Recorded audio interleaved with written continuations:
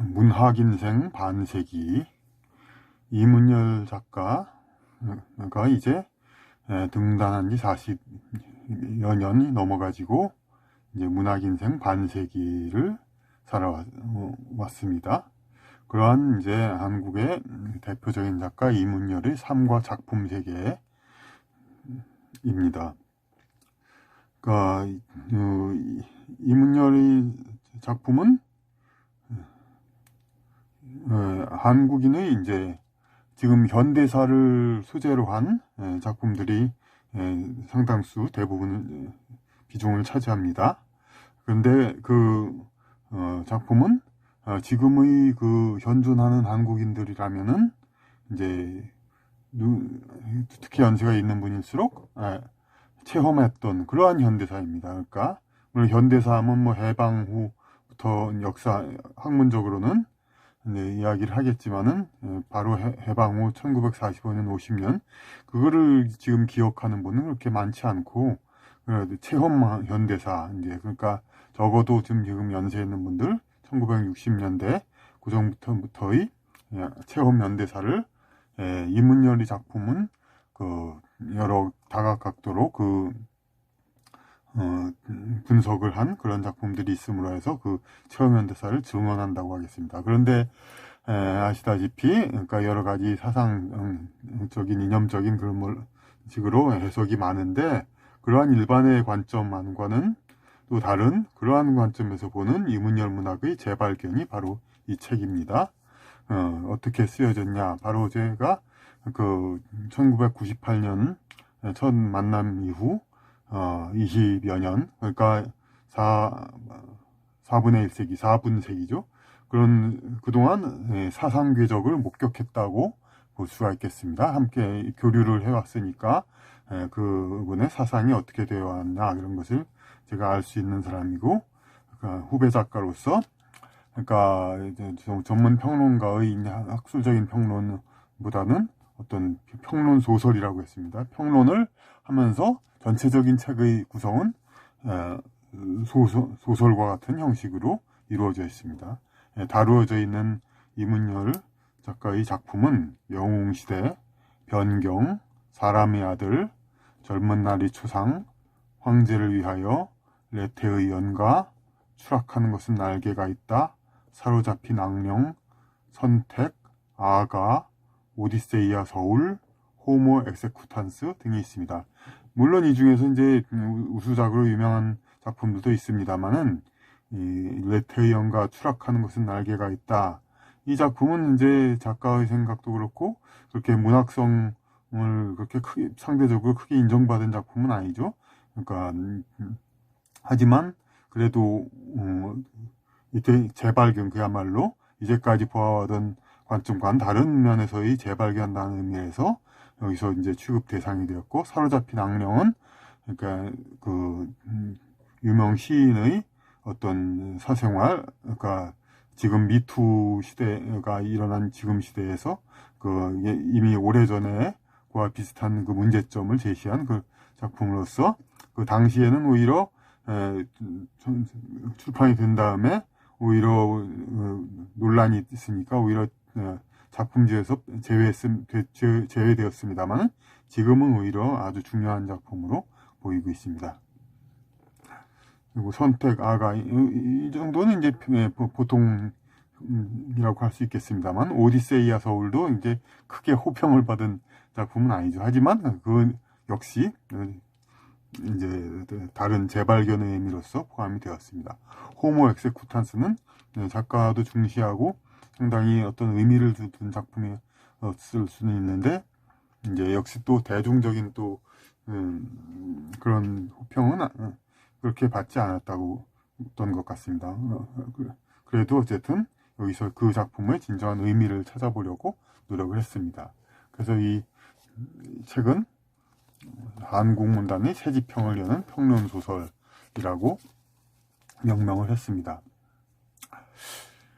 그래서 이제 등단 이후 문학인생 반세기를 지나온 이문열에 대해서 현존의 우리 한국인이 체험한 현대사를 증언하는 이문열의 문학. 그러니까 이문열의 문학은 우리 현대사를 그러니까 동시대의, 그러니까 우리 한국사를 체험한 모든 이들이, 그러니까 체험은 했지만은 우리 일반 사람들은 그 어떤 부분만을 겪은 것만을 알고 있죠. 그리고 언론을 통해서 이제 보도된 피상적인 것만을 알고 있고, 이것을 이제 심층 분석한 것이 이문열의 문학인데, 그러한 이문열의 문학을 4분세기 동안, 4분의 1세기 동안 그 이 사상 궤적을 목격한 후배 작가 박경범이 분석한 평론 소설은 한국문단의 새지평을 열 것이다, 이렇게 써 있습니다.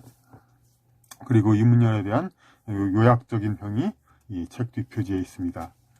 월북인사의 아들로 태어나 전쟁과의 버금가는 유년 시절을 보내고 반공의 시대 연좌제에 묶여 출세의 자유를 속박당하다 문단에 오른 이문열. 그는 왜 한국 문단은 예측과는 다르게 보수 우익의 표상이 되었는가? 예측. 그러니까 아주 그냥 그 반공 이데올로기로 인해서 엄청난 피해를 받아온 피해자의 한 사람으로서 오히려 그 반항적인 그런 태도를 보여야 하는데, 지금 아시다시피 보수 우익의 대표 인사로서 간주되고 있죠. 그래서 일각에는 이문열이 문학인다운 진보성이 없다고도 한다. 작가 문학인은 대개 진보가 뭐 기본이죠. 그러니까 그냥 진보적인 어떤 책임을 지고 정치하는 사람들이야 이제 그 보수적인 쪽도 있고 상대적인 진보도 있습니다만, 작가는 물론 책임은 지지 않고, 그러니까 그냥 좋은 얘기를 해주기 때문에 당연히 진보도가 대부분일 수밖에 없죠. 그리고 뭐 꼭 그런 이제 그런 비꼬는 투가 아니라 하더라도 문학인은 그 태생 그 자체가 진보적인 존재입니다. 그러니까 왜냐하면 지금의 현재의 사회, 인류 사회 거기에 100% 완전히 몰입되고 그 능력대로 그러니까 잘 성공하고 그런 입장이었다면은 이제 작가를 하지 않았죠. 애초부터. 그러니까 뭔가 잘 안 되고 어긋난 게 있었으니까. 문학은 실패자의 것이라는 박완서 선생님이 말씀이 있듯이. 그러니까 그리고 이문열은 이 작품 일부에서 보듯 일부 작품에서 어떤 세태의 어떤 문제 이런 것들을 얘기를 하면서 주인공이라든지 그 주인공과 같은 그런 인물이 뭐 이렇게 그냥 실제로 현실을 타개하려고 나서지를 않죠. 바로 그것이 또 이문열 작가 스스로의 뭔가 세상의 문제 이런 거에 적극적으로 나서지 않는, 작품 일부에서 보듯 행동하지 않는 지식인이 전형으로도 간주된다, 이렇죠. 그러나 여기서 이제 바로 이 재발견의 요약입니다. 그러나 이문열이 거부한 것은 발전 없는 권력교체 혁명의 무모함일 뿐이었다. 그러니까 뭔가 못 살게 딱 갈아보자 하고 세상이 뒤집어서 바뀌어졌는데, 바꿔서 들어선 권력자, 그도 뭐 먼저의 집권자보다 나을 것이 없는 그러한 경우가 비일비재하죠. 바로 그런 것을 이제 이문열은 그렇게 달갑지 않게 본 거죠.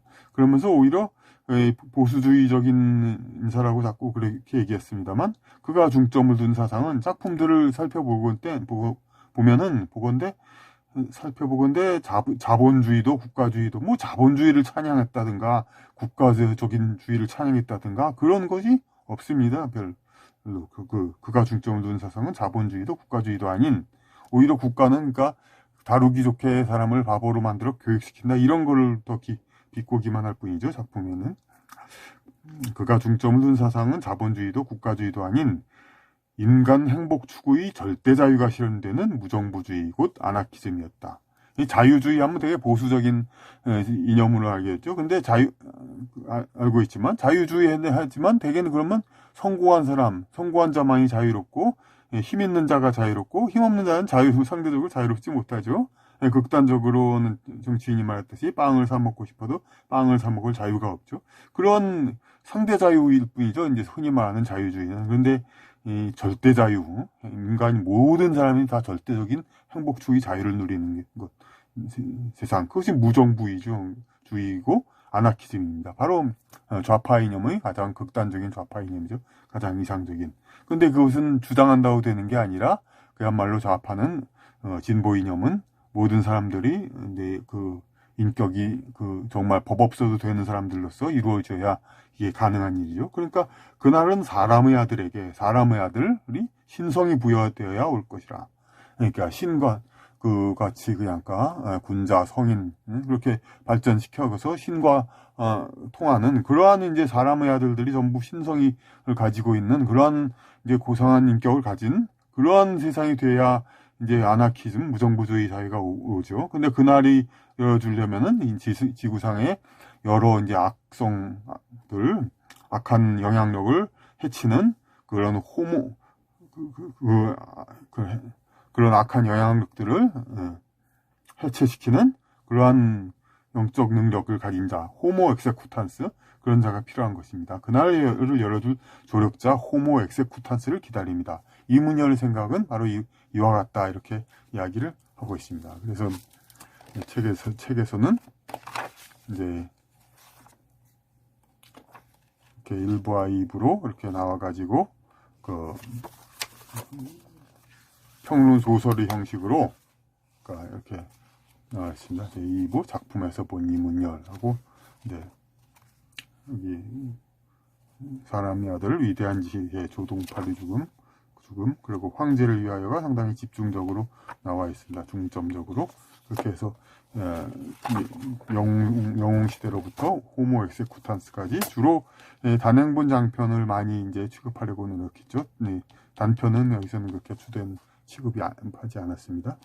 그래서 그 작품을 이제 해설을 겸하고 작품을 해설하고 그리고 새로운 관점에서의 주장을 더한 것입니다. 그래서 이제 그 이문열 작가의 작품을 새로운 관점에서 해석하고 이제까지 숨겨져왔던 면모, 특히 이제 인간 영성 문제, 이것은 뭐 거론하는 사람이 없었기 때문에 작품에서만 나와 있고 뭐 영성적인 그런 추구 이런 거에 대해서 이렇게 같이 이야기 소재가 되지는 않았습니다. 하지만 여기서 과감히 인간 영성 개발에 대한 그러한 문제점이 군대 여러 곳에 이제 있기 때문에 그것을 여기서 파헤쳐서 분석을 했습니다. 이 책을 보면은 이문열 작가의 작품에 대한 새로운 이해와 관점을 갖게 돼 있고, 그래서